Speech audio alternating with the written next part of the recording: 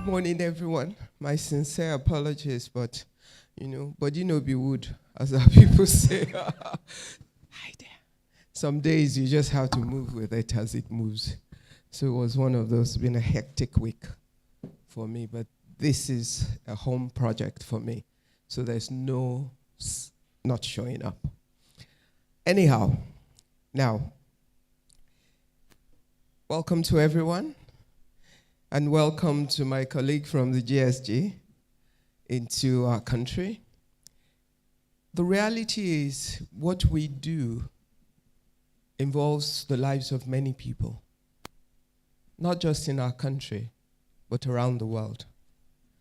And the work of the Global Steering Group for Impact Investing, along with his, at this point, 44 national advisory boards across the world, of which Nigeria, thankfully, is one, and a long list of many nations waiting to join the network of the Global Steering Group for Impact Investing, and also what we do on the G7 ITF Task Force for Impact Investing as well, brings it home to us, the reality that as much as our governments can try, even when they have the best of intentions, they lack the capacity to deliver on it.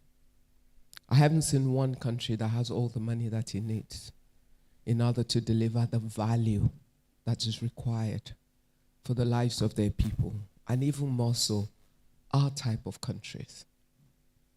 And so when we think about, yesterday I was at Governor Tunde Fashola's, he had a book launch, and he had written this fantastic small book, because I had to, I was asked to give an intervention at it, and so I had to read the book in advance of this huge event yesterday. And the reality is, all he was trying to do in the book, which relates to what we do here, is stoke the fire of our thoughts and our minds on issues that impact who we are, our ability to build our nation to what it should be, and to solve the problems that confront us and make it impossible for us to show our true strength as a nation. You know, sometimes people ask you, for a nation of so many smart people, why are you guys where you are?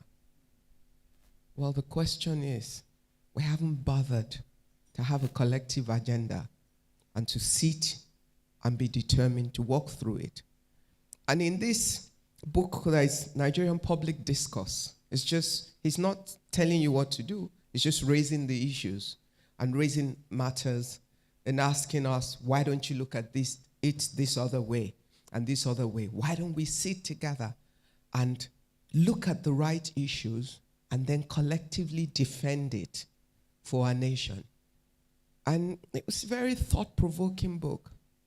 But in reality, it's really part of what we do at the GSG, is to challenge the world to think differently about how we apply resources of the world and how we allow those resources to actually change true lives. You know, it's easy to talk. It's the cheapest thing to have the best papers in the world, and we're good at it as a country. We have every paper for every problem that we have. It's in one white paper or the other. It sits in one place, and it just gathers dust after the big ceremony to present the white paper, and then it never gets executed. So what we do at the GSG is to take the world by the throat and challenge it to face the realities of the true situation of the human assets of the world, and to look at the social cost of not doing those things, and to cause us to look at how the financial resources of the world, how they are directed in a way that we can get true value. But it doesn't matter how much of that we do. If we don't measure it, we will be working on assumptions. one of the most fascinating things in Tunde Fashola's book, across all the issues he raised, was about data, information, making the right conclusions in order to make the right decisions and policies. We have become a nation of assumptions because we can't be bothered to get the facts, so we fill in the gap. And because we fill in the gap, we permit everybody else to do everything, both non-Nigerians and Nigerians. We permit media houses to take a little information, multiply it by 10, 100 million or something, and blast it like it's the truth. And in a world where we don't know what is true and what is not anymore, courtesy of Trump, we have to really fight for the truth. And so the whole issue of creating measures, I have the privilege of sitting on the side of the Global Steering Group for Impact Investing as chair, but I also serve on the International Foundation for Value and Impact. So sitting on both boards, I see that they're twins that cannot be separated. No matter how much drive you make about people directing resources in the right direction, if you cannot measure, many will make false claims. If you cannot measure, you cannot be encouraged to do more because you can't see the real results. If you cannot measure, you cannot reward those who are doing it right because every other person would seek. So having the right partners, working with organizations like IFRS so that there is a new way to look at things, to give value for companies who are doing it in a way that supports what is a global vision and hopefully becomes a national vision for us.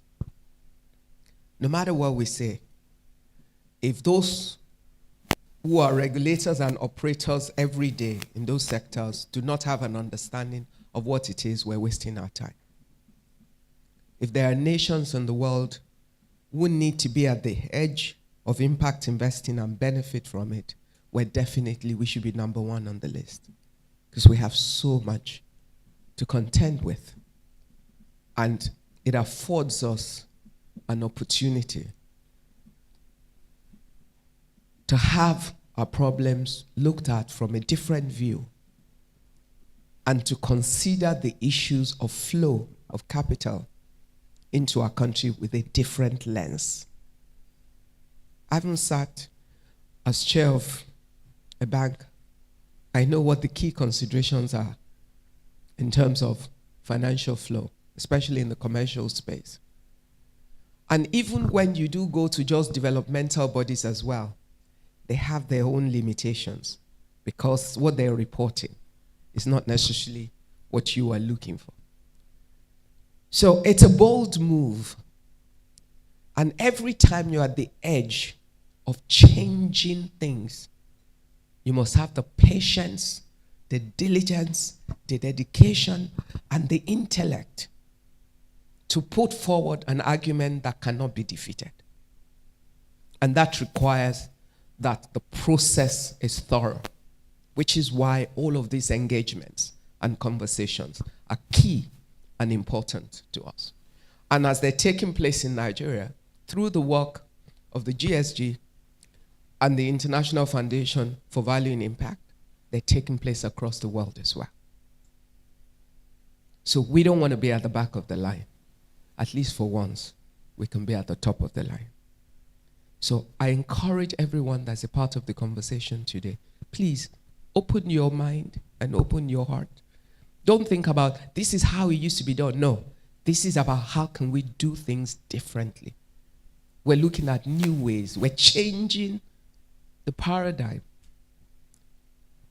But the picture you must keep,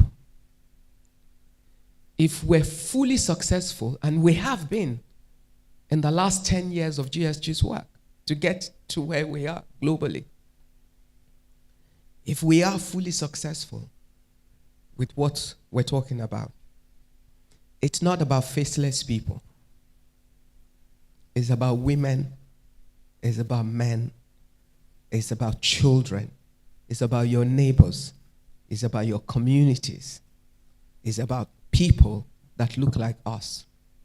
And the many that if we don't take care of them, our lives will be at risk as well. You know, it's good to live in a beautiful house. But once you need to build a high fence with the electric wire and everything around it, what does it look like? Thank you. Because the only place where that is done is a prison. And as far as I know, every person behind the walls of a prison would rather be outside of it. Now ask yourself, why do we create for ourselves a situation where with our own hands we have to build for ourselves prison yards to live? That's my homework to you. The real answer is in what we do to look after the next human being. Because if they're not at peace, you and I can never be at peace. Thank you.